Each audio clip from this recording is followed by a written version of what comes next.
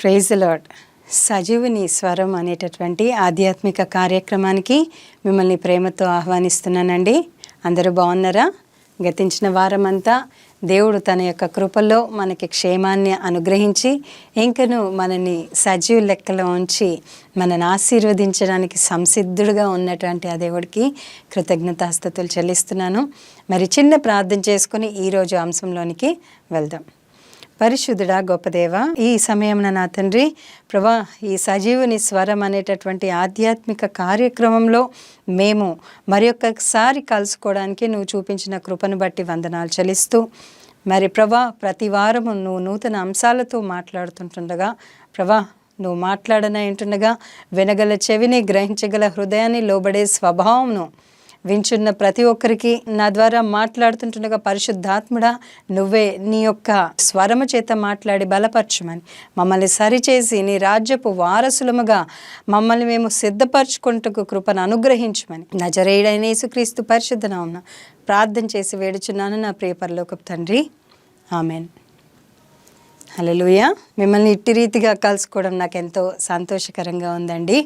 మరి యొక్క వారాన్ని మన జీవితంలో దేవుడు పొడిగించాడు కనుక ఈ వారము మనము ఏ విషయాల్లో ఇంకా బలపరచబడాలి అనేటటువంటి అంశాల నిమిత్తము దేవుడు మనతో మాట్లాడని అంటుండగా దేవుడు మనకి అట్టి కృపను అనుగ్రహించి మనల్ని బలపరచును గాక. పొద్దున్న లేచినప్పటి నుంచి ఎన్నో వాక్యాలు వింటూ ఉంటాం. లేవగానే మరి నాకు తెలిసి 100లో 90% పీపుల్ యూట్యూబ్ ఆన్ చేసేసి వాక్యాలు వింటూ ఉంటారు, లేకపోతే వాట్సాప్లో వచ్చేవన్నీ చూస్తూ ఉంటారు. మంచిదే, మరి వాక్యాన్ని వింటున్నాం, మంచిదే. వినుట వలన విశ్వాసము మరి పెరుగుతుంది కదా, మరి వింటున్నాము, విశ్వాసంలో బలపరచబడుతున్నాం, మంచిదే. మరి ఈరోజు దేవుడు మనకిచ్చినటువంటి అంశం ఏంటి అంటే విని గ్రహింపలేనటువంటి జనాంగం అంట. వింటూ కూడా మరి నిజాన్ని గ్రహించలేక విన్నది ఎంతవరకు మన జీవితంలో పనిచేస్తుంది అనేటటువంటి అవగాహన లేక ఉన్నటువంటి పరిస్థితుల్లో ఉన్న అనేకుల కొరకు ఈరోజు మరి దేవుడు మాట్లాడుతున్నాడు. మరి వాక్యాన్ని చూసుకున్నట్లయితే యెషయా 6వ అధ్యాయంలో కొన్ని విషయాలను ధ్యానం చేద్దాం. ఎందుకంటే మనం ఏ విషయంలో నిర్లక్ష్యంగా ఉన్నామో, ఏ విషయంలో మరి మార్పు పొందాలి అనేటటువంటి విషయాలను ఇక్కడ మనము చక్కగా మరి ధ్యానించవచ్చు. ఎందుకంటే ఎవరిని నిర్లక్ష్యం చేస్తున్నాం అనేది తెలిస్తే మరి ఎటువంటి దేవుణ్ణి, ఎటువంటి మహిమను మనము నిర్లక్ష్యం చేస్తున్నాం అనేది తెలిస్తే ఆటోమేటిక్గా మన హృదయాలు మార్చబడతాయి. హల్లెలూయా. అయితే ఇక్కడ చూసుకున్నట్లయితే రాజైన ఉజ్జియా మృతి నొందిన సంవత్సరము అత్యున్నతమైన సింహాసనమందు ప్రభువు ఆసీనుడై ఉండగా నేను చూచితిని. యెషయా భక్తుడికి దేవుడు ఒక దర్శనాన్ని ఇచ్చాడు. అత్యున్నత సింహాసనం అంటే పరలోకంలో తన సింహాసనం మీద ఆసీనుడైనటువంటి ఆ దేవాది దేవుణ్ణి చూస్తున్నప్పుడు ఆసీనుడై ఉండుట నేను చూచితిని. ఆయన చొక్కాయి అంచులు దేవాలయమును నిండుకొని ఆయనకు పైగా మరి ఆ దేవాలయం అంతా కూడా ఆయన యొక్క చొక్కాయి అంగి మరి నింపబడ్డదంట. ఆయనకు పైగా శరాపులు నిలిచి ఉండిరి. శరూపులు, కెరూబులు, మరి దేవదూతలు, 3 types ఆఫ్ దేవదూతలు ఉంటారు. శరూపులు, కెరూబులు, మరి దేవదూతలు. మరి వీళ్ళలో శరాపులు దేవుడి పైన నిలిచి ఉండిరి. ఒక్కొక్కరికి 6 రెక్కలు ఉండెను. ప్రతి వాడు 2 రెక్కలతో తన ముఖమును, 2 తన కాళ్ళను కప్పుకొని 2 ఎగురుచుండిరి. అంటే దేవునికి మరి చూసుకున్నట్లయితే వాళ్ళొక కవచంలాగా పైన గొడుగు పడుతూ ఉంటాం కదా, ఎండ రాకుండా అది రాకుండా. మరి ఈ దేవాది దేవునికి మహిమకరంగా అంట ఈ శరాపులకు 6 రెక్కలున్నాయంట. 6 రెక్కల్లో మరి వీళ్ళు 2 కళ్ళు మూసుకున్నారంటే, ఎందుకంటే ఆయన మహిమ ఆ రీతిగా ఉంది కనుక 2 వాళ్ళ కళ్ళు మూసుకొని 2 కాళ్ళను కప్పుకున్నారంట. 2 కళ్ళు మూసుకొని 2 వాళ్ళ కాళ్ళను కప్పుకొని 2 ఎగురుతూ ఉన్నారంట ఈ శరాపులు దేవునికి పైగా. మరి ఈ శరాపులు అటువంటి వారు దేవుడి మహిమలోనే ఆయన ద్వారా సృజించబడి ఆయన దగ్గరే పరలోకంలో ఉండి ఆయన సింహాసనం చుట్టూతో ఉన్నటువంటి వీళ్ళకే ఆయన మహిమను చూడలేనటువంటి తేజస్సు ఆయన కలిగి ఉన్నాడు. అటువంటి తేజస్సు కలిగినటువంటి ఆ దేవుణ్ణి వీరు చూడలేక వాళ్ళ కన్నులు మూసుకున్నారండి. అటువంటి మహిమ కలిగినటువంటి దేవుణ్ణి నువ్వు నేను ఆరాధిస్తూ ఉన్నాం. ఆరాధించడం మాత్రమే కాదు, ఆయన విషయంలో మరి వాక్యాలు వింటూ, వాక్యాలను ధ్యానిస్తూ, మరి పొద్దున్న లేస్తే యూట్యూబ్లన్నీ వింటూ ఉన్నారు. వినుట మటుకు వింటున్నారు, కానీ అవి మన జీవితంలో ఎంతవరకు పనిచేస్తున్నాయి, నువ్వు వాటిని ఎంతవరకు అవలంబిస్తున్నావు, నీ జీవితంలో వాటిని ఏ రీతిగా అన్వయించుకుంటున్నావు, నీ జీవితంలో ఆ వాక్యాన్ని ఏ రీతిగా పనిచేయనిస్తున్నావు అనేది అంశం. ఈరోజు వింటాం మంచిదే, వినడము మంచిదే, కానీ అది నీ జీవితంలో ఎంతవరకు పనిచేస్తోంది అన్న విషయాన్ని ఈరోజు ధ్యానిద్దాం. నువ్వు ఆరాధిస్తున్న దేవుడు, నీకు దేవుడుగా పిలువబడుతున్నటువంటి ఈ దేవుడు మరి మామూలు దేవుడు కాదు. మహాకాశములు పట్టజాలనటువంటి మరి దేవుడు ఆయన. ఆకాశం నా సింహాసనము, భూమి నా పాదపీఠం అంటున్నాడు. మరి ఆయన పాదపీఠము అలాంటి భూమి మీద నువ్వు ఉండి మరి దేవుడి దగ్గర, దేవుడి విషయంలో, దేవుడి సన్నిధిలో ప్రార్థన చేస్తున్నా. మరి ఒక్క మాట, మనకంటే కొంచెం పొట్టిగా ఉన్నోళ్ళని మనం ఇట్లా చూస్తే వాళ్ళు ఏం చేస్తున్నారో మనకు అర్థమైపోతుంది కదా. ఇట్లా కిందకు వంగి చూస్తే వాళ్ళు ఏం చేస్తున్నారో అర్థమవుతుంది. ముఖ్యంగా చిన్న బిడ్డలు, వాళ్ళు అల్లరి చేసేది, మనం పొడుగ్గా ఉంటాం, వాళ్ళకంటే పెద్దగా ఉంటాం కాబట్టి వాళ్ళు ఏం కోతి పని చేస్తున్నారో మనకి తెలిసిపోతుంది. మరి ఈ 5 feet నుంచి ఉన్న నువ్వే చిన్న బిడ్డల్ని చూడగలిగితే మహాకాశములు పట్టజాలనటువంటి ఆ దేవుడు మరి ఆకాశమనందు ఆసీనుడై మరి నిన్ను నన్ను చూడంటారా? మనం వేసే కుప్పిగంతులు కనిపించవంటారా? దేవుడి విషయంలో నేను 100% రైట్గా ఉన్నాను, కరెక్ట్గా ఉన్నాను, నా మటుకు నేను నీతిమంతురాలని, నేను అన్ని విషయాల్లో జాగ్రత్తగా ఉన్నాను, ఇవన్నీ మన లోపల ఉన్నటువంటి ఫీలింగ్స్ కదా. నేను వాక్యాన్ని వింటున్నా, ధ్యానిస్తున్నాను, అన్నీ చేస్తున్నాను అనేటటువంటి భ్రమలో ఉంటాం. భ్రమ కాదు, అది నిజమే, మనం ఉంటాము. కానీ మరి ఎంతవరకు దేవుణ్ణి గ్రహిస్తున్నావు, నీ దేవుణ్ణి ఎంతవరకు అర్థం చేసుకుంటున్నావు అనేది మరి అక్కడ ముఖ్యమైనటువంటి విషయం. ఇక్కడ మరి ఈ మాటను ఎందుకు చదివాను అంటే, మనము ఆరాధిస్తూ వెంబడిస్తున్నటువంటి దేవుడు మామూలు దేవుడు కాదండి. అల్లటప్ప దేవుడు కాదు, ఏదో మాటలు చెప్పేటటువంటి దేవుడు కాదు. మరి ఆయన ఉన్నవాడు, అనువాడు, వినువాడు. ఆకాశము గతించిపోను కానీ ఆయన మాటలు మాత్రము ఏనాడు గతించిపో. అటువంటి దేవుడు నా దేవుడు. హల్లెలూయా. మరి ఈ దేవుడి విషయంలో పొద్దున్న లేచినప్పటి నుంచి వాక్యాలు వింటూ, పాటలు వింటూ, ఏది వదిలిపెట్టకుండా వింటూనే ఉంటారు. కొంతమంది వినరా? వింటూనే ఉంటారు. టైం దొరికినప్పుడల్లా వింటూనే ఉంటారు. మరి ఎంతవరకు వాటిని అవలంబిస్తున్నారు, మన జీవితంలో ఎంతవరకు వాటిని మరి అప్లై చేసుకుంటున్నారు అనే విషయాన్ని చూసుకున్నట్లయితే, ఇందులోనే కంటిన్యూషన్ ఇక్కడ భక్తుడు అంటాడు, మరి అది చూసినప్పుడు అంట సెరాపులు, కెరూబులు వీళ్ళంట, వారు సైన్యములకు అధిపతియగు యెహోవా పరిశుద్ధుడు, పరిశుద్ధుడు, పరిశుద్ధుడు, సర్వలోకము ఆయన మహిమతో నిండి ఉన్నదని గొప్ప స్వరముతో గాన ప్రతిగానములు చేయుచుండిరు. అంటే కంటిన్యూస్గా ఒకళ్ళు అయిపోగానే ఒకళ్ళు మరి గాన ప్రతిగానములు చేస్తూనే ఉన్నారంట కంటిన్యూస్గా. ఆయన పరిశుద్ధుడు పరిశుద్ధుడు అని మరి పరలోకంలోనే కాదు కానీ భూలోకంలో కూడా ఆయన పరిశుద్ధుడే. ఆ మాటని మర్చిపోవద్దు. ఇక్కడ పరిశుద్ధుడు అని ప్రతి గానములు చేయుచుండేది. వారి కంఠ స్వరము వలన గడప కమ్ములు పునాదులు కదులుచు మందిరము ధూమము చేత నిండి ఉండెను. ఇక్కడ వాళ్ళు ప్రతిగానములు చేస్తుంటే అంట ధూమము అంటే ఆ యొక్క సువాసనలు, మరి ఆయనకి అటువంటి సువాసనలు కానివ్వండి, మరి ఆయనను పొగుడుతూ మహిమపరచడం కానివ్వండి ఎంతో ఇష్టం. కనుక ఆ దేవుణ్ణి వీళ్ళు మరి దేవదూతలు సహితము పరిశుద్ధుడు పరిశుద్ధుడు పరిశుద్ధుడు అని చెప్పేసి ప్రతి గానముల చేత ప్రతి సెకండ్ వాళ్ళు ఆయనని ఆరాధిస్తున్నారు, స్తుతిస్తున్నారు. మరి అటువంటి దేవుడి విషయంలో మనము వాక్యాన్ని వింటున్నాం. మరి అటువంటి దేవుడి విషయంలో అనేకమైనటువంటి విషయాలను మరి సేవకులంగా మేము చెప్తూనే ఉంటాం, బోధిస్తూనే ఉంటాం. మేము చిన్నప్పటి నుంచి వింటూనే ఉన్నాం, దేవుడు రాకడ సమీపంగా ఉంది, దేవుడు రాకడ సమీపంగా ఉంది, దేవుడు వచ్చేస్తున్నాడని ముసలోళ్ళం కూడా అయిపోయాము. మా ఏజ్ కూడా అయిపోతుంది. కొంతమంది మరి చనిపోయారు, ఇంకా కొంతమంది ఉన్నారు, ఇప్పుడు పుట్టినోళ్ళు ఉన్నారు. వాళ్ళు కూడా చిన్నప్పటి నుంచి దేవుడు వస్తాడు వింటున్నారు, కానీ మరి దేవుడు వచ్చేది లేదు అనేటటువంటి నిర్లక్ష్య స్వభావంలోనికి ఈరోజు జనాలు వెళ్ళిపోయారు. అంటే మరి ఇటువంటి దేవుడు ఒక టైం దేవుడు మనకి పెట్టాడు. భూమి మీద జరుగు ప్రతిదానికి సమయము కలదు. పుట్టుటకు, చచ్చుటకు, నాటుటకు, నాటబడుటకు, పెరుగు వేయబడుటకు, మరి అన్నిటికీ కూడా మరి ఆయన ఒక సమయాన్ని ఉంచాడు. మరి ఇది పాత నిబంధన కాలంలో మరి యెషయా భక్తుడి విషయంలో మరి ఆయనకి దర్శనం కలిగి రాసినటువంటి విషయం ఇది. భక్తుడు ఇక్కడ మరి దర్శనంలో చూసి గడగడ వణికిపోయాడు.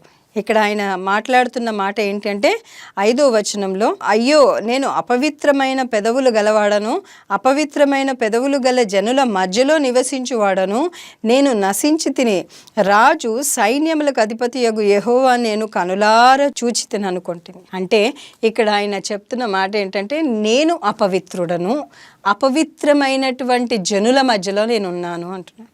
మరి ఇప్పుడు మరి యేసు రక్తం మనల్ని నీతిమంతులుగా తీర్చింది. ఆయన మాత్రము చేయాల్సింది ఆయన చేశాడు. మనం నీతిమంతుల జాబితాలో 100% ఉన్నాం. నీతివంతులముగా కొనసాగుతున్నామా? మనము నీతిమంతులముగా కొనసాగుతున్నాం. ఆయనైతే మనల్ని నీతిమంతులుగా ఆయన రక్తం ద్వారా చేసేసాడు. ప్రతిరోజు ఆ రక్తాన్ని మన జీవితంలో అప్లై చేసుకుంటున్నామా? మన జీవితంలో ఆ వాక్యాన్ని అప్లై చేసుకుంటున్నామా? చూసుకున్నట్లయితే అపోస్తుల కార్యము 28వ అధ్యాయంలో చూసుకున్నట్లయితే ఇక్కడ పౌలు భక్తుడు మరి ఆ ద్వీపవాసులకు కొన్ని విషయాలను గూర్చి బోధించాడు. ఆయన అక్కడ ఉన్నన్ని రోజులు ఆ ద్వీపవాసులకు కొన్ని విషయాలను యేసుప్రభుల వారి గురించి మరి ధర్మశాస్త్రంను గురించి బోధిస్తూ ఉన్నారు. బోధించినప్పుడంట ఇక్కడ అపోస్తుల కార్యం 28వ అధ్యాయము 24వ వచనంలో చూసుకున్నట్లయితే, అతడు చెప్పిన సంగతులు కొందరు నమ్మిరి, కొందరు నమ్మకపోయిరి. వారిలో భేదాభిప్రాయములు కలిగినందున పౌలు వారితో ఒక మాట చెప్పి తరువాత వారు వెళ్ళిపోయిరి. అయితే ఇప్పుడు ఈ వాక్యము వింటున్నటువంటి మీలోనే ఏంటి ఏం చెప్తుంది? ఇది కాదుగా పద్ధతి చెప్పేది, వాక్యం ఇట్లా ఉంటుందా, వాక్యం అట్లా కదా చెప్పాలి. మరి వాక్యం అట్లా చెప్తే మరి నీ జీవితంలో ఎంతవరకు పనిచేస్తుంది? వాక్యం ఇట్లా చెప్తే నీకు అర్థమయ్యే రీతిలో అది వస్తుందా, లేకపోతే ఆధ్యాత్మికంగా చెప్తే అర్థమవుతుందా? కొంతమందికి కొన్ని భేదాభిప్రాయాలు ఉంటాయి. ఏం చెప్తున్నారో ఏంటో వీళ్ళకే అర్థం కాదు, మరి కెమెరాల ముందరకు నిలబడి ఏదేదో మాట్లాడేస్తుంటారు అనుకుంటారు.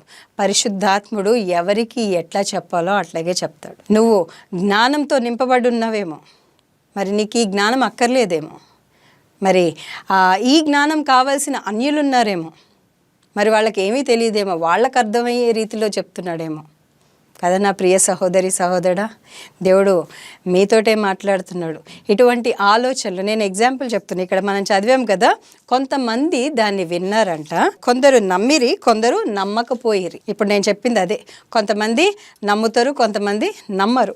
ఎవరికి ఏ రీతిగా చెప్తే అర్థమవుతుందో పరిశుద్ధాత్మ దేవుడికి తెలుసు. కాబట్టి నీకు ఆల్రెడీ అన్నీ తెలిసేమో, కాబట్టి నీకు పెద్దగా దీంతో పని లేదేమో, మరి ఏం చెప్తున్నారు అనిపిస్తుందేమో. కానీ ఏమీ తెలియని అన్యులు వింటున్నప్పుడు ఇది ఏదో కొత్తగా ఉందే అనేటటువంటి ప్రాక్టికల్ లైఫ్కి సంబంధించినటువంటి విషయాలు దీంట్లో ఉంటాయి. అందుకని భేదాభిప్రాయాలు కలిగి కొందరంట వెళ్ళిపోయారంట. మరి అక్కడ చూసుకున్నట్లయితే పౌలు ఒక మాట చెప్పంగానే వాళ్ళు వెళ్ళిపోయారంట. ఇది చూసుకున్నట్లయితే 26వ వచనం, మీరు వినుట మటుకు విందురు కానీ గ్రహింపనే గ్రహింపరు.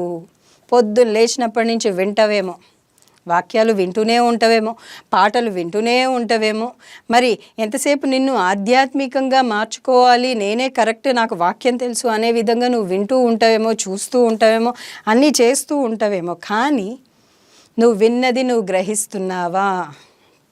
పరిశుద్ధాత్మ దేవుడు ఏ వాక్యం ద్వారా నీతో మాట్లాడుతున్నాడో అది నీ జీవితంలో పని చేస్తుందా? ఒక్కసారి ఆలోచించు. ఇక్కడ అదే అంటున్నారు, మీరు వినుట మటుకు విందురు కానీ గ్రహింపనే గ్రహింపరు. ఇది నా బైబిల్లోనే కాదండి, మీ బైబిల్లో కూడా ఇట్లాగే ఉన్నట్లయితే దేవుడు మిమ్మల్ని దీవించును గాక. ఇక్కడ ఉన్నదే చదువుతున్నాను, వినుట మటుకు విందురు కానీ గ్రహింపనే గ్రహింపరు, చూచుట మటుకు చూతురు కానీ కాననే కానరు, ఈ ప్రజల యొద్దకి వెళ్ళి చెప్పుము. ఈరోజు నేను చేస్తుంది అదే. హల్లెలూయా. దేవుడికి మహిమ కలుగును గాక. ఎన్నో వింటున్నారు, ఎన్నో రకాలైనటువంటి ఎందరో భక్తులు, ఎందరో సేవకులు మరి వాక్యాన్ని బోధిస్తున్నారు, అందరిది వింటున్నాం. కానీ ఏం గ్రహిస్తున్నావు? ప్రతి ఒక్కళ్ళు చెప్పేది దేవుడు రాకడ సమీపంగా ఉంది, నిన్ను నువ్వు సిద్ధపరచుకో, ఆధ్యాత్మికంగా సిద్ధపరచుకో, ఎత్తబడే గుంపులో ఉండు, నువ్వు వధువు సంఘంలో ఉన్నవు, జ్ఞానవంతులుగా మరి దేవుడి యొక్క జ్ఞానాన్ని కోరుకొని దేవుడి మార్గంలో నడవమని ప్రతి ఒక్కళ్ళు చెప్పేది ఒకటే, దేవుడి ప్రేమను గురించి. మరి బైబిల్ అంతా కూడా కేవలము దేవుని యొక్క ప్రేమను గురించి మాత్రమే ఉంటుంది.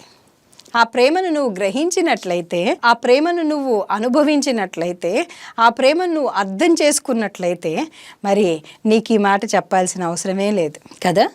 నీకు ఈ మాట చెప్పాల్సిన అవసరమే లేదు. ఎందుకంటే ఈ ప్రేమను అర్థం చేసుకోవట్లేదంట. వాళ్ళు వినుట మటుకు వింటున్నారు కానీ దేవుడి ప్రేమను అర్థం చేసుకోవట్లేదు. వాళ్ళు చూస్తున్నారు, దేవుడు వాళ్ళ జీవితంలో చేసే కార్యాలను చూస్తున్నారు కానీ మరి దేవుణ్ణి మాత్రం కనిపెట్టట్లేదు. ఈ ప్రజలు కనులారా చూచి, చెవులారా విని, మనసారా గ్రహించి నా వైపు తిరిగి, అంటే వింటున్న నువ్వు, చూస్తున్నటువంటి నువ్వు మనసారా విని దేవుడి వైపు తిరగాలంట.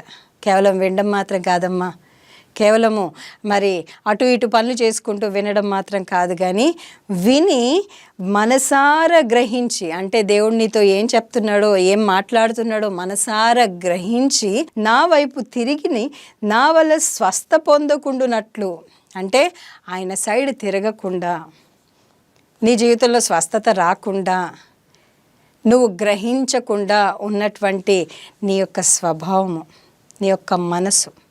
ఇక్కడ నేను ప్రతిసారి ఎక్కడికి వెళ్ళినా కూడా పరిశుద్ధాత్మ దేవుడు ఈ మాట ఖచ్చితంగా చెప్పిస్తాడు. ఎందుకంటే మరి ఇవాళ రేపు ప్రతి ఒక్కళ్ళ జీవితంలో ఇది జరుగుతుంది. చర్చిలకు వెళ్తారు, ఉపవాస ప్రార్థనలు చేస్తుంటారు, ఏ మీటింగ్ కన్నా కూడా పరుగులు తీస్తూ ఉంటారు, పరుగులు తీసేస్తారు, చెప్పిందంతా వింటారు, బాగా ప్రార్థనలో ఉంటారు, పాటలు పాడుతుంటారు, వాక్యం చదువుతుంటారు, అన్నీ ఉంటాయి. అన్నీ ఉన్నాక కూడా ఎవ్రీ టైం దేవుడు గుర్తు చేసేది ఏంటి అంటే వారు విను మాత్రముగా ఉన్నారు కానీ గ్రహింపని పరిస్థితి. వాళ్ళ జీవితంలో జరిగే అద్భుతాలే చూస్తున్నారు కానీ మరి దేవుణ్ణి కనిపెట్టలేనటువంటి పరిస్థితి. వాళ్ళు మా జీవితం మార్చబడాలి అనుకుంటున్నారు కానీ వాళ్ళ నుంచి ఎటువంటి అప్రూవల్ దేవుడికి ఇవ్వట్లేదు. నేను చాలాసార్లు వాక్యంలో చెప్తూ ఉంటాను, యేసు ప్రభుల వారు స్వస్థత ఇచ్చినప్పుడు నువ్వు స్వస్థపడగోరుతున్నావా అని మన యొక్క మరి అంగీకారాన్ని అడిగారు. ఎవరినైతే స్వస్థపరిచారో వాళ్ళ అంగీకారాన్ని ఖచ్చితంగా అడిగాడు. ఎందుకంటే మరి వాళ్ళ అంగీకారాన్ని బట్టే ఆయన స్వస్థత ఇవ్వగలిగాడు. వాళ్ళ విశ్వాసం చొప్పున కొన్ని జరిగాయి కానీ ఈయన కొన్ని విషయాల్లో ఖచ్చితంగా వాళ్ళని స్వస్థపడగోరుతున్నావా అని అడిగాడు. ఎందుకు అంటే వాళ్ళ హృదయాలు ఏ రీతిగా ఉన్నాయో దేవుడికి తెలుసు. కనుకనే స్వస్థపడగోరుతున్నావా అని అడిగాడు. అడిగి మరి ఈ కార్యాన్ని జరిగించాడు. ఇక్కడ వాళ్ళు స్వస్థపడకుండునట్లు వారి హృదయములు క్రొవ్వి ఉన్నవి. అంటే అన్నీ ఇచ్చేసేసరికి కొన్నిసార్లు దేవుణ్ణి మర్చిపోతాం. అన్నీ బాగున్నప్పుడు దేవుణ్ణి ఆరాధించడం వేరండి. మన పరిస్థితులు ప్రతికూలంగా, ఏది మనకి అనుకూలంగా లేనటువంటి పరిస్థితిలో దేవుడే బ్రతుకుట క్రీస్తే చావైతే మేలు అనేటటువంటి జీవితం నీ జీవితం అయ్యుంటే అప్పుడు నువ్వు 100% దేవుణ్ణి నమ్మినట్లు, అప్పుడు ఆ దేవాది దేవుణ్ణి ఒప్పుకున్నట్లు, రుచి చూసి తెలుసుకున్నట్లు, ఆ దేవుణ్ణి నువ్వు నిజముగా వెంబడిస్తున్నట్టు. హల్లెలూయా, హల్లెలూయా. స్వస్థపడకుండునట్లు వారి హృదయము క్రొవ్వి ఉన్నది, వారి చెవులతో మందముగా విని కన్నులు మూసుకొని ఉన్నారు. అంటే వినడం మాత్రం వింటున్నారు కానీ కళ్ళు మూసుకుపోయి గ్రహించలేకుండా వాళ్ళ ఇష్టం వచ్చినట్టు, అంటే వాళ్ళకి ఏది అనుకూలమో దాన్ని జరిగిస్తారు, ఏది అనుకూలంగా లేదో దాన్ని పక్కన పెట్టేస్తారు. ఇప్పుడు ఒక చిన్న ఎగ్జాంపుల్ చెప్తాను. ఇద్దరు స్నేహితులు ఉన్నారు. ఇద్దరు స్నేహితులంట అడవిలో ఒకరోజు ప్రయాణం చేయాల్సి వచ్చిందంట. అడవిలో ప్రయాణం చేయాల్సి వచ్చి వాళ్ళిద్దరూ పొద్దున్నే బయలుదేరారు. అయితే ఒకడేమో టిఫిన్ కట్టుకున్నాడు, ఇంకోడేమో టిఫిన్ తెచ్చుకోలేదు. అయితే నా ఫ్రెండ్ ఉన్నాడు కదా అని చెప్పేసి ఇతడేమో ధైర్యంగా వచ్చేసాడు. మొదటి వాడేమో అమ్మో ఏ పరిస్థితి ఎట్లా ఉంటుందో, మేము టైంకి రీచ్ అవుతామో లేదో కాబట్టి నేను టిఫిన్ తీసుకెళ్తానని ప్రిపేర్డ్గా ఇంకొకతను మొదటి వ్యక్తి వచ్చాడు. మరి మధ్యాహ్నం అయింది కానీ వాళ్ళు అనుకున్న డెస్టినేషన్కి ఇంకా వెళ్ళలేకపోయారు. వీళ్ళకి నీరసం వస్తుంది, తింటున్నారు. అయితే ఒక చెట్టు నీడను చూసుకొని మరి ఆ టిఫిన్ తెచ్చుకున్నటువంటి వ్యక్తి ఇద్దరు కూర్చొని సేదతీరుతూ మరి టిఫిన్ తెచ్చుకున్నటువంటి వ్యక్తి ఓపెన్ చేసి తినడం మొదలుపెట్టాడు. అయితే ఈ టిఫిన్ తెచ్చుకొని వ్యక్తి మరి నిన్ను వల్ల నీ పొరుగువాడిని ప్రేమించు అని అన్నాడు కదా, నన్ను ప్రేమించి నాకు కొంచెం పెట్టకూడదు అన్నాడు. అంటే ఈ టిఫిన్ తెచ్చుకున్నటువంటి వ్యక్తి మొదటివాడు మరి నీ పొరుగువాడిని ఏది ఆశించకూడదు కదా అని కూడా చెప్పాడు కదా అంటున్నాడు. ఇద్దరు వాళ్ళ పాయింట్ ఆఫ్ వ్యూలో వాళ్ళు కరెక్ట్, కానీ ఎవరికి ఇష్టం వచ్చిన రీతిగా వాళ్ళు ఆ యొక్క మరి వాక్యాలను తీసేసుకొని వాళ్ళు మేము కరెక్ట్, మేము పర్ఫెక్ట్ అనేటటువంటి విధంగా వాళ్ళు మాట్లాడుకుంటున్నారు. పెట్టాడో పెట్టలేదో తర్వాత సంగతి, కానీ ఇక్కడ వాక్యాన్ని చూసుకున్నట్లయితే బైబిల్లోని వాక్యాలే నిన్ను వలే నీ పొరుగువాడిని ప్రేమించు అని ముఖ్యమైనటువంటి ఆజ్ఞ. అట్లాగే మరి నీ పొరుగువాడిది ఏది ఆశించద్దు అన్నది కూడా ముఖ్యమైనటువంటి ఆజ్ఞనే. కానీ వాటిని మన జీవితంలో ఏ రీతిగా అప్లై చేసుకుంటున్నాము అనే విషయాన్ని మనం కాస్త గ్రహించాలి.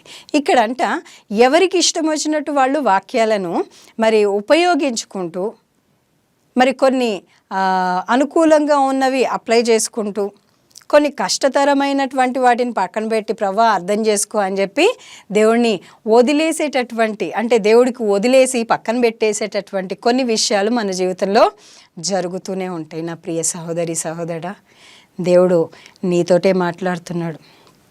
ఒకవేళ నువ్వు వాక్యాలు వింటున్నావేమో, మరి పొద్దున్న లేచినప్పటి నుంచి దేవుడితో సహవాసం కలిగి ఉండాలని ఆశపడుతున్నావేమో, కానీ మరి నీ పరిస్థితులు అనుకూలించట్లేదేమో, మరి ఇద్దరు స్నేహితులు చెప్తున్నట్టుగా నువ్వు శ్రద్ధ చెప్పుకుంటున్నావేమో, కొన్ని విషయాలకు మరి అనుకూలంగా ఉన్న విషయాలను మరి ఆచరించేసి నీకు కష్టంగా ఉన్నవి పక్కన పెట్టేసి కొన్ని మరి దేవుడు అడుగుతాడు కదా, నీకు ఇష్టమైనది దేవుడికి నైవేద్యంగా ఇవ్వాలి. నీకు ఇష్టమైన వాటిని నీ దగ్గరే పెట్టుకొని నీకు ఇష్టం లేని వాటిని దేవుడికి ఇచ్చేసి వదిలేసాను ప్రభా అంటే అది జరగదు. మన హృదయాలు దేవుణ్ణి అర్థం చేసుకోలేదు, దేవుడి ప్రేమను మనము గ్రహించలేదు. ఏదైనా ఆయన నామం నిమిత్తం నీ తల్లినే కానీ తండ్రినే కానీ నీ పొలంనే కానీ అక్కనే కానీ చెల్లినే కానీ తమ్ముడినే కానీ ఎవరిని విడిచినా కూడా నీకు రెండింతలుగా ఇస్తానన్నాడు. అంటే నీ సొంత వారి ప్రేమ, ఒకళ్ళిద్దరి ప్రేమను నువ్వు కోల్పోతావేమో కానీ నిన్ను ప్రేమించే అనేకమైనటువంటి వారిని నీకు ఇస్తాను అంటున్నాడు. దాన్ని ఒక్కసారి ఆలోచించిన ప్రియ సహోదరి సహోదరా, నువ్వు ఆ దేవుడిని గ్రహించు. మరి నువ్వు వింటున్నావేమో, దేవుడి గురించి వింటున్నావేమో, దేవుడి గురించి అనేక విషయాలు నీకు తెలిసేమో, కానీ మరి గ్రహించు. దేవుడు నీ జీవితంలో ఏం చెయ్యాలనుకుంటున్నాడు అనేది గ్రహించినట్లయితే మరి దేవుడి మహిమను నువ్వు ఖచ్చితంగా చూడగలవు. అందుకని ఇక్కడ మరి యెషయా భక్తుడు, అక్కడ 6వ అధ్యాయంలో చదువుకున్నాం కదా, యెషయా 6వ అధ్యాయము, అక్కడ మరి అటువంటి పరిస్థితులు నేను అపవిత్రమైన ప్రజల మధ్య ఉన్నాను అని ఆయన ఎందుకు సాక్ష్యం ఇస్తున్నాడు అంటే ఇందుకే. వీళ్ళు గ్రహించరు, చూస్తున్నారు కానీ గ్రహించరు, ఎంత చెప్పినా కూడా వీళ్ళకి అర్థం కావట్లేదు ప్రభువా అని చెప్పేసి ఈ యొక్క భక్తుడు వాళ్ళ నిమిత్తం అక్కడ సాక్ష్యం ఇస్తున్నాడు. మరి వాళ్ళు ఎట్లా ఉన్నా కూడా ఈ భక్తుడు తనను తాను దేవుడికి సమర్పించుకొని మరి వాళ్ళు మాట్లాడుకుంటున్నటువంటి సమయంలో చిత్తం ప్రభువా నేనున్నాను, నన్ను పంపించు అంటాడు. నన్ను పంపించు, నేనున్నాను, నేను రెడీగా ఉన్నాను అని చెప్పేసి తనను తాను దేవుడికి సమర్పించుకుంటాడు. మన చుట్టుపక్కల ఎటువంటి ప్రతికూలమైనటువంటి పరిస్థితులు ఉన్నా కూడా మనం మన హృదయాన్ని సిద్ధపరచుకున్నట్లయితే ఆ దేవాది దేవుడు మన మీద అధికారం కలిగి మనల్ని నడిపించడానికి, మనల్ని విడిపించడానికి, మనల్ని బలపరచడానికి, మనల్ని నిలబెట్టడానికి సిద్ధంగా ఉన్నాడు. నా ప్రియ సహోదరి సహోదరా, ప్రతి విషయంలో దేవుడు కోరేది ఏంటంటే ఆయనను అర్థం చేసుకోవడం. మరి అందుకనే దావీదుకు మాత్రమే నా హృదయానుసారుడు అని ఎందుకు చెప్పగలిగాడు అంటే ఆయన హృదయాన్ని, ఆయనది ఉన్నది ఉన్నట్టుగా అర్థం చేసుకునేటటువంటి హృదయము దావీదుకుంది కనుకనే హృదయానుసారుడు అనేటటువంటి బిరుదు దావీదుకి ఇచ్చాడు. ఆయన గ్రహిస్తున్నాడు, చూస్తున్నాడు, మరి ప్రతి విషయంలోనూ దేవుడు ఆలోచన ఏ రీతిగా ఉన్నదో అర్థం చేసుకోగలిగాడు. అంతగా దేవుణ్ణి ప్రేమించాడు కనుక మరి అర్థం చేసుకోగలిగాడు. మరి దేవుడు హృదయానుసారుడుగా మార్చబడ్డాడు. ఒకవేళ నువ్వు గ్రహించలేనటువంటి పరిస్థితుల్లో ఉన్నవా, నువ్వు చూడలేనటువంటి పరిస్థితుల్లో ఉన్నవా, నువ్వు అర్థం చేసుకోలేనటువంటి పరిస్థితుల్లో ఉన్నవా, ఈరోజు దేవుడు నీతోటే మాట్లాడుతున్నాడు. మరి నేను ఏ పరిస్థితిలో ఉన్నా నాకైతే అర్థం కావట్లేదు ప్రభా, నన్ను నీ చిత్తానుసారంగా మార్చు. ఆ యెషయా భక్తుడు ఏ రీతిగా అయితే తనను తాను సమర్పించుకున్నాడో అట్టి సమర్పణ జీవితాన్ని నాకు అనుగ్రహించమని దేవుడి సన్నిధిలో వేడుకుందాం. అయితే ఇక్కడ చూసుకున్నట్లయితే కంటిన్యూషన్ అని పరిశుద్ధాత్మ యెషయా ప్రవక్త ద్వారా మీ పితరులతో చెప్పిన మాట సరియే, కాబట్టి దేవుని వలనైననే ఈ రక్షణ అన్యజనుల యొద్దకు పంపబడి ఉన్నది, మీరు తెలుసుకొందురుగాక. అంటే ఈరోజు దేవుని పిల్లలుగా పిలువబడుతున్నటువంటి మనలో ఆ విశ్వాసం అనేది, ఆ గ్రహింపు అనేది, ఆ అర్థం చేసుకునేటటువంటి స్వభావం లోపించినంత మూలాన మరి అన్యజనుల్లోకి సువార్తను ప్రకటిస్తున్నాడు. అన్యజనులందరూ మార్చబడే విధంగా ఈ సువార్తను అన్యజనులకు కూడా అందుబాటులోనికి దేవుడు తెచ్చాడండి. కనుక నీ యొక్క ప్రవర్తనను బట్టి నీ ఆశీర్వాదం పక్కవాడికి మరి ట్రాన్స్ఫర్ అవుతుంది. అంటే నీకు ఇచ్చేవి మరి నీకు రాకుండా ఆగిపోతే పక్కనోడు ఆశీర్వదించబడుతున్నాడు అంటే కేవలం నువ్వు గ్రహించట్లేదు. నువ్వు గ్రహించని కారణంగా నీ ఆశీర్వాదాలు అక్కడే ఆగిపోతున్నాయి. నీ తర్వాత వచ్చిన వాడు దీవించబడుతున్నాడు. మరి మునుపటి వారు కడపటి వారాగును, కడపటి వారు మునుపటి వారాగును అన్న విషయము మరి దీనికే సాదృశ్యం. మరి ముందున్నటువంటి నువ్వు, మరి దేవుడు బిడ్డగా పిలువబడుతున్నటువంటి నువ్వు ఇంకా కూడా నేర్చుకునే స్థితిలో, మీరు ఇంకా పాలు తాగే పరిస్థితిలో ఉంటే అన్యుడొచ్చి బలమైన ఆహారం తిని వాక్యాన్ని బోధించేటటువంటి పరిస్థితి ఈరోజు మనం ఎందరో జీవితాల్లో చూస్తున్నాం. కనుక మరి గ్రహింపు లేనటువంటి జీవితాల నుంచి ఈ 40 దినాల్లో దేవుడు గ్రహించి మరి దేవుడికి అనుకూలంగాను దేవుడి చిత్తానుసారంగా ప్రవర్తించేటటువంటి జీవితము, అభిషేకము, ఆత్మ, ప్రార్థన జీవితము దేవుడు నిశ్చయంగా మీకు అందరికి ఇచ్చునుగాక. మరి ఈ విషయాలను మరి పరిశుద్ధాత్మ దేవుడు ఎందుకు మాట్లాడాడో మరి దేవుడికి తెలియాలి. కానీ మన విషయంలో ఏ విషయంలో గ్రహించట్లేదు దేవుణ్ణి, ఏ విషయంలో అర్థం చేసుకోవట్లేదు, ఏ విషయంలో చూసి చూడనట్లుగా నిర్లక్ష్యపరుస్తున్నాం. 6వ అధ్యాయంలో చూసుకున్నాం కదా, శరాపులు సహితము ఆయన పైన నిలబడి కళ్ళు మూసుకొని కాళ్ళు మూసుకొని 2 రెక్కలతోటి ఎగురుతూ పరిశుద్ధుడు పరిశుద్ధుడని మరి నిరంతరము ప్రతిగానముల చేత ఆయనని మహిమపరుస్తున్నాడు. మరి ఆయన స్వరూపంలో ఉన్నటువంటి నువ్వు నేను ఎంతవరకు ఆయనని మహిమపరుస్తున్నాం, ఎంతవరకు ఆయనకి మరి గర్వకారణంగా నిలబడి ఎంతమంది విషయంలో వీరు నా బిడ్డలు అని దేవుడు సాక్ష్యం ఇస్తున్నాడు ఒక్కసారి ఆలోచించి చూసినట్లయితే మనకు అర్థమవుతుంది మనం ఎంతవరకు దేవుడికి ఇష్టలుగా ఉన్నాము. మరి దావీదుడి గురించి సాక్ష్యం ఇచ్చాడు, నా గురించి దేవుడు ఏం సాక్ష్యం ఇస్తాడో మనం ఒక్కసారి కళ్ళు మూసుకొని మన విషయాన్ని మనమే ఆలోచిద్దాం. దేవుడు నీతో ఖచ్చితంగా మాట్లాడతాడు నా ప్రియ సహోదరి సహోదరా. కనుక ఈ 40 రోజులు దేవుడు ఖచ్చితంగా మనని రూపాంతరపరచి తన యొక్క స్వరూపంలోనికి మనని మార్చునుగాక. వింటున్న ప్రతి ఒక్కరితో దేవుడు మాట్లాడుతున్నాడు. క్రీస్తు స్వారూప్యంలోనికి మనం అందరం మార్చబడి మరి దేవుడికి మరి వారసులంగా పిలువబడుతున్నాం కనుక ఆ వారసత్వంలో మనం అందరము ముద్రించబడుదుముగాక.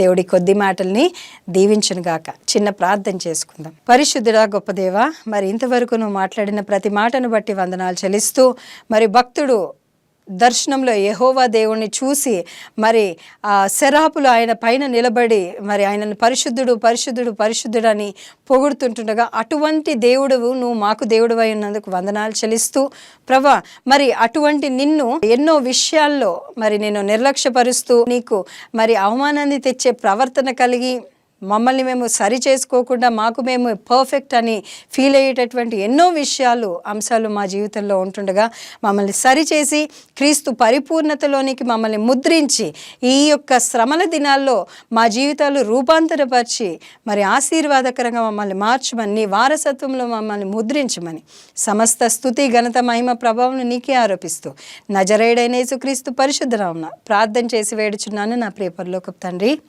ఆమేన్. దేవుడు మిమ్మల్ని దీవించునుగాక. మరి యొక్క అంశంతో మరి యొక్క వారం కలుసుకుందాం. అంతవరకు God bless you all. Praise the lord.